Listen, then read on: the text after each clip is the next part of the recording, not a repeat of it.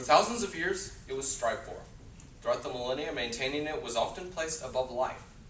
But in the past 100 years, it has dropped in importance to society and has even become undesirable in some circles. What am I talking about? Manliness.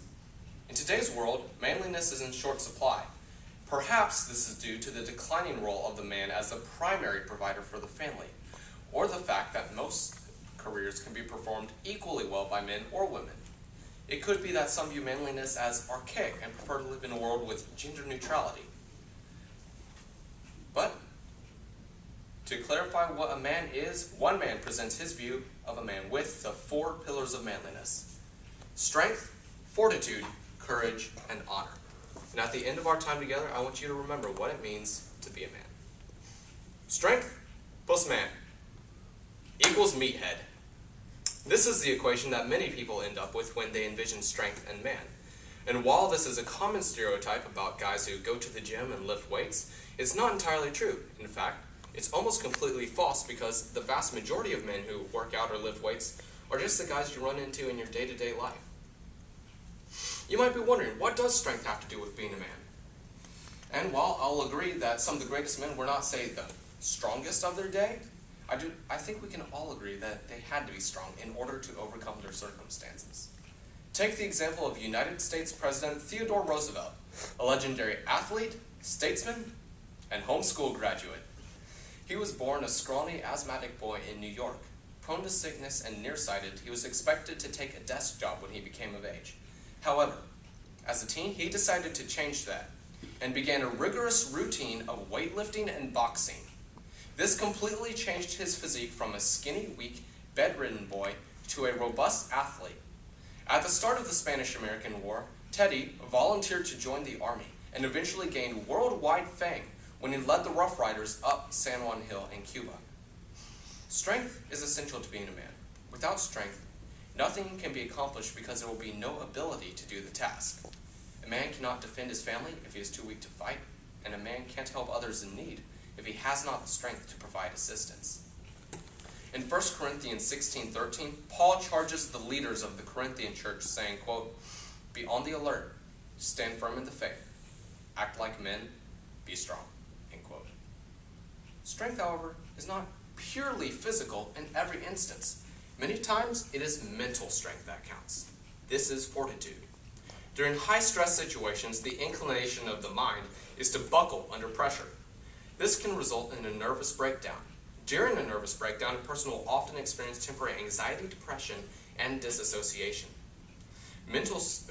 Fortitude is the ability to withstand high-stress situations and operate effectively despite of stress. In April of 2015, I was mountain climbing in Taiwan with my family. As an experienced free climber, I was enjoying the steep rock faces and challenging climbs. Reaching more than 2,500 meters in elevation, we were well above the main tree line. In fact, instead of being able to enjoy the scenery around us, we were treated to the panoramic view of the inside of a cloud. On one of the steep rock faces that I was scaling, I gained 2 handholds, and as I was stretching out, reaching for some footholds, I heard the sound of rock breaking. I felt the sensation of movement and discovered that I was tumbling down the face of the cliff into the rocky abyss below. I was caught and abruptly stopped by a scrawny tree growing out of the cleft in the rock. It turns out that the rock I'd used to gain handholds had broken out of the side of the mountain, and a 70-pound boulder now rested on my chest. After throwing the boulder down and scrambling to a safer perch, I discovered an exploding pain emanating out of my right foot. As it turns out, I had broken my right big toe, ripped out that toenail, and received several lacerations on my ankle. In addition to my wounds and battle injuries, I now had the dilemma of getting off the mountain with a broken toe. A local climber advised us that the best way to get down was to go up, because if we could only reach the summit, there was a reportedly easy trail that would take us down. After 6 hours of hiking and mountain climbing, we found that easy trail, marked off by yellow caution tape, apparently damaged during an earthquake. However, with no other choice to get down the mountain, we decided to take the plunge and began navigating our way through a slippery boulder field and a mossy forest, hoping that we would intersect the road, which we did after an additional 4 hours of hiking on a broken toe. And with a 2-hour drive to the nearest hospital, I arrived at the hospital a grand total of 12 hours after my initial disagreement with the mountain. Now, mountain climbing is most definitely a full-body sport, but doing that with a broken toe was the most painful thing I have ever done. In the end, my physical strength was giving out, and it was mental strength that gave me the fortitude to endure the pain and keep on trucking. But strength and fortitude are useless to a man if he has not the guts to use them. That is why to be a man, you must have courage. Courage is not the absence of fear. That is actually a medical condition known as Urbach-Wiethe disease, in which the person will have hardened and shriveled amygdalas, the portion of the brain that controls fear, leaving the person almost completely lacking in the ability to fear, according to nature.com. Courage is the ability to stand strong under fire, to face your fears instead of running from them. To be a man and to live without courage is cowardice. Cowardice is letting fear rule you. It prevents you from doing what is right and allows others to shape you to do their will, and keeps you from crossing the line in the sand for fear that something might happen. And crossing a line in the sand is exactly what around 200 men did 180 years ago. The Battle of the Alamo is one of the defining moments of Texas history and has been the inspiration for many movies, books, and tall tales.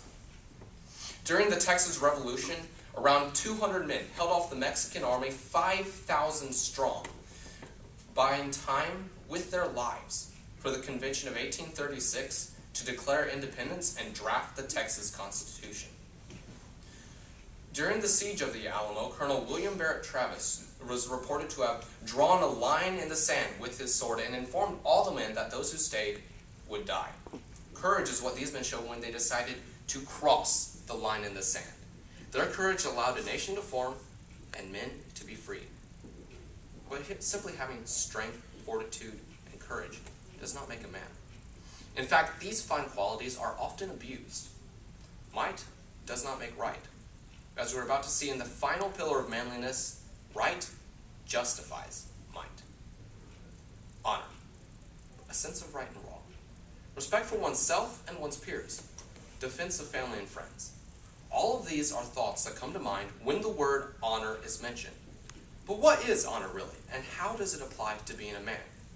For thousands of years before large, highly regulated governments with well-enforced laws and justice systems existed, honor was a driving force that kept men from breaking the law and committing heinous acts. It held men to a higher standard than what was required by the law. But in recent years, this principle has been diluted, and today many people define honor as simply having integrity. However, honor is much more than that. It embodies the combination of strength, fortitude, and courage with morals and principles. It allows a man to use the other three principles to do what is right, and without honor, they will be used for evil purposes. Honor defends what is right, not because it is profitable, but because it is just. An honorable man cares for his own, but also provides for those in need. To be a man without honor is to be like a dead body. It has substance but no life, material but without worth. To be a man, you must have strength. To use strength when you are tired, you must have fortitude. To use strength when you're afraid, you must have courage. But to use all three to do what is right, that is honor. Men have fought for thousands of years over what makes a man. Countless men have died because they needed to prove that they were men. In recent years, however, men being men is seen as overbearing and inconsiderate to other people. But in a world where traditional manliness is flying out the window, one needs to capture the essence of what a man is with the 4 pillars of manliness. Strength, the first pillar, allows a man to do what he wills and go where he wants. Without strength, nothing can physically be accomplished. Fortitude allows a man to use his strength through trying circumstances. Courage allows a man to use his strength when he is afraid and to not let his fear stop him. But honor Honor governs the other three pillars. And without it, it is better that a man does not have strength, fortitude, or courage so that he won't be able to use them for evil purposes. You could compare manliness to riding a horse. Strength is the horse, the beast of burden carrying the rider. Fortitude is the saddle connecting the horse to the rider. Courage is the spurs driving the horse to go. But honor is the reins, directing where the horse should go, telling the horse how fast to go, and just as importantly, telling the horse when to stop. Now I'd like to leave you with the words of Roman Emperor Marcus Aurelius, quote, "Waste no more time arguing what a good man should be one." Thank you.